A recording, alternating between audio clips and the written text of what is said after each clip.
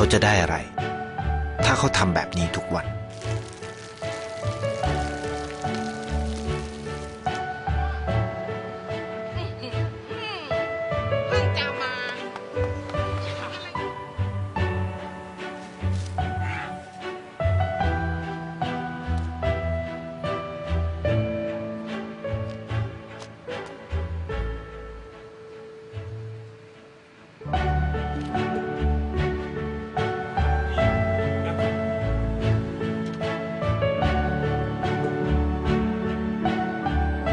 เขาจะไม่ได้อะไรเลย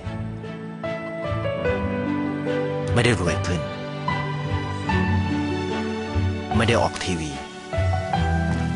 ไม่มีใครรู้จักไม่ได้มีชื่อเสียงที่มากขึ้น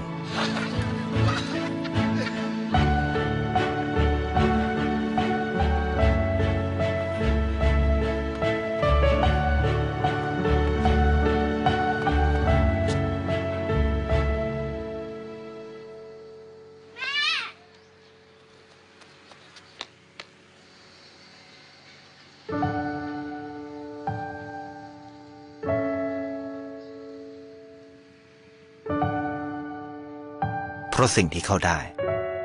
คือได้แค่ความรู้สึก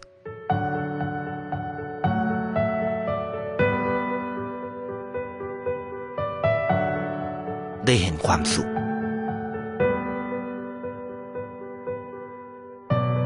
ได้เข้าใจ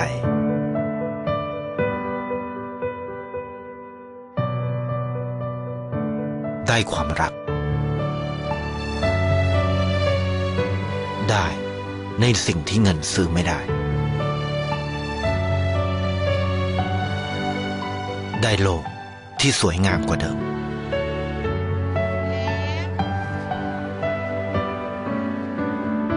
ในชีวิตคุณอะไรคือสิ่งที่คุณต้องการมากที่สุด